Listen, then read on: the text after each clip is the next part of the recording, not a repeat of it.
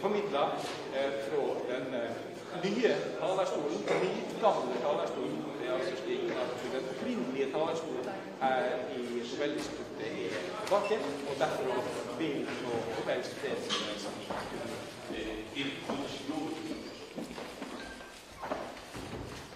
Good morning.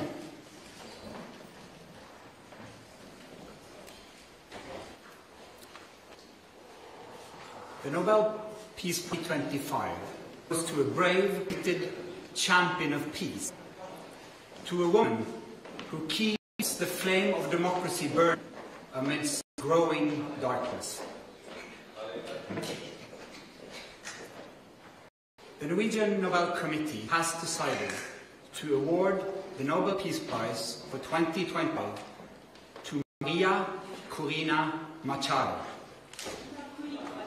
She is receiving the Nobel Peace Prize for her tireless work promoting democratic rights for the people of Venezuela and for her struggle to achieve a just and peaceful transition from dictatorship to democracy. As the leader of the democratic forces in Venezuela, Maria Corina Machado is one of the most extraordinary examples of civilian courage in Latin America in recent times. Ms. Machado has been a key unifying figure in a political opposition that was once deeply divided, an opposition that found common ground in the demand for free election of government. This is precisely of democracy, our shared willingness to defend the principles of popular rule, even though we disagree. At a time when democracy is under threat, it is more important than ever to defend this common ground. Venezuela has evolved from a relatively democratic and prosperous country to a brutal and authoritarian state that is now suffering a humanitarian and economic crisis. Most Venezuelans live in deep poverty, even as the few at the top enrich themselves. The violent machinery of the state is directed against its own population. Nearly 8 million people have left the country. The opposition has been systematically suppressed by means of election rigging, legal prosecution, and imprisonment. Venezuela's authoritarian regime makes political work extremely dangerous. As the founder of Sumate, an organization devoted to democratic development, Ms. Machado stood up for free and fair elections more than 20 years ago. As she said, it was a choice of ballots over bullets. In political office and in her service to organizations since then, Ms. Machado has spoken out for judicial independence, human rights, and popular representation. She has spent years working for the freedom of the Venezuelan people. Ahead of the election of 2024, Ms. Machado was the opposition's presidential candidate, but the regime blocked her candidacy. She then backed the representative of a different party, Edmundo González Urrutia, in the election. Hundreds of thousands of volunteers mobilized across political divides. They were trained as election observers to ensure a transparent and fair election. Despite the risk of harassment, arrest, and torture, citizens across the country held watch over the polling stations. They made sure the final tallies were documented before the regime could destroy ballots and lie about the outcome. The efforts of the collective opposition, both before and during the election, were innovative and brave, peaceful and democratic. the opposition received international support when its leaders publicized the vote counts that had been collected from the country's election districts, showing that the opposition had won by a clear margin. But the regime refused to accept the election result and clung to power. Democracy is a precondition for lasting peace.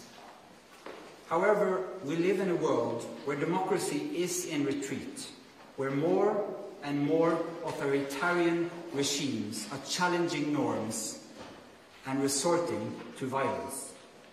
The Venezuelan regime's rigid hold on power and its repression of its population are not unique in the world. We see the same trends globally. Rule of law abused by those in control. Free media silenced. Critics imprisoned. And societies pushed towards authoritarian rule and militarization. In 2024, more elections were held than ever before, but fewer and fewer are free and fair.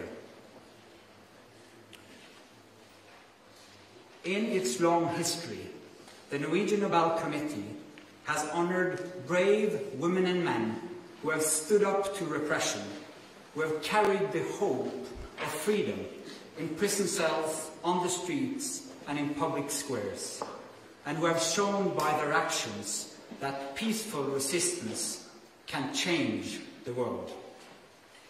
In the past year, Ms. Machado has been forced to live in hiding.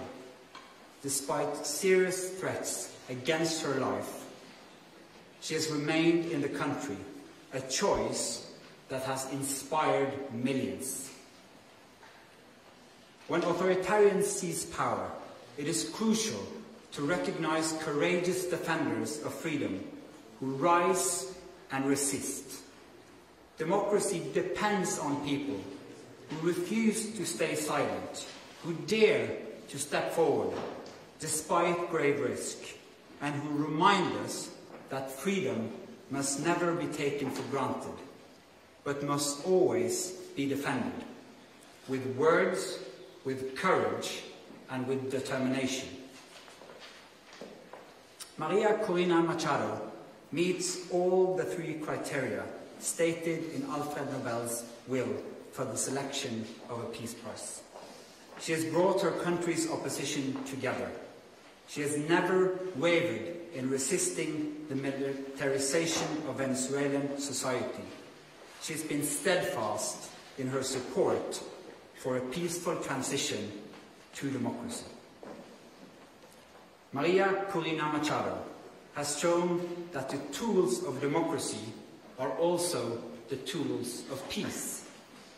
She embodies the hope of a different future, one where the fundamental rights of citizens are protected and their voices are heard. In this future, people will finally be free to live in peace. Thank you. Questions? Mr. Chair, the attention this year has been a bit further north. How are you as a committee going to make sure that the topic of this year's Peace Prize, democratic development in Venezuela, is highlighted in the days and weeks to come? First and foremost, we hope to get your help, because the media obviously plays an important role in highlighting the humanitarian crisis in Venezuela, but first and foremost, the immense and impressive work of the opposition in that country, so that they will still have hope to fight for a freedom, a future of freedom for their country.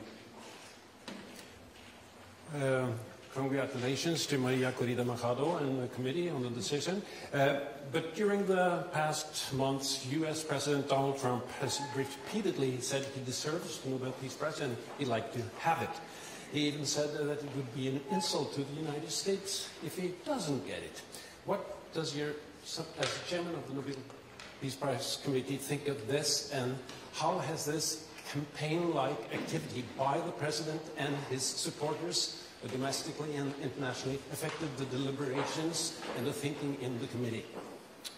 In the long history of the Nobel Peace Prize, I think this committee has seen any type of campaign, media attention. We receive thousands and thousands of letters every year of people wanting to say what for them leads to peace. This committee sits in a room filled with the portraits of all laureates, and that room is filled with both courage and integrity. So we base only our decision on the work and the will of Alfred Nobel. Hello, Bibiana Piena from the Norwegian News Agency. As you state in your explanation, more and more countries are moving in a more autocratic direction. Would you say that the committee, by this prize, is sending a warning to the world? Living in a world where we have less and less democracies and more authoritarian regime means that the world is also getting more unsafe.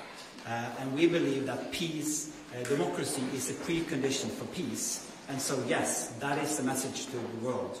We need to support the democratic forces also on behalf of peace. Thank you.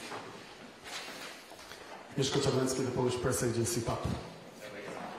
This is the next Nobel Peace Prize in the recent years when woman has been awarded.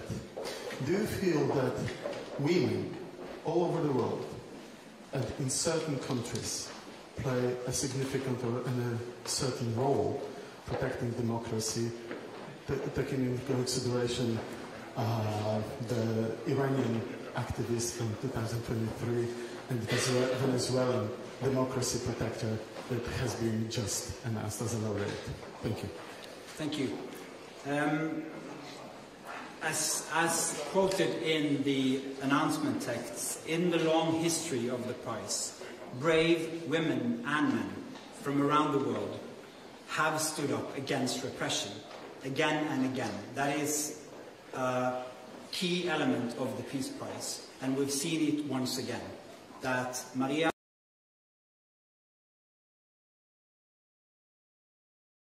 of 2024 was incredible, and it gives hope to an entire country. Mr. Chairman, Christopher Ronneberg from Aftenposten. We've seen in previous years that awarding the Peace Prize to dissidents can put their lives at more risk than it already is. You mentioned yourself that she has been in hiding for quite some time. What considerations have you made when it comes to her safety and security now that she has become more exposed because of this Peace Prize? You're now touching upon some of the absolutely most difficult dilemmas in the work of the committee. This is the discussion we have every year for all candidates, particularly when the person who receives the prize is in fact in hiding because of serious threats to her life. She is very active in Venezuela, has been and will be. And so we are also taking the consideration that this prize will support her cause and not limit it. Thank you. Do you expect to see her in December in Oslo? Again, a question of security. It's too early to say. We always hope to have the laureate with us in Oslo, but this is a serious security situation which needs to be handled first. Thank you. Then I'll say thank you so much for your questions. Thank you for coming. We'll have individual meetings.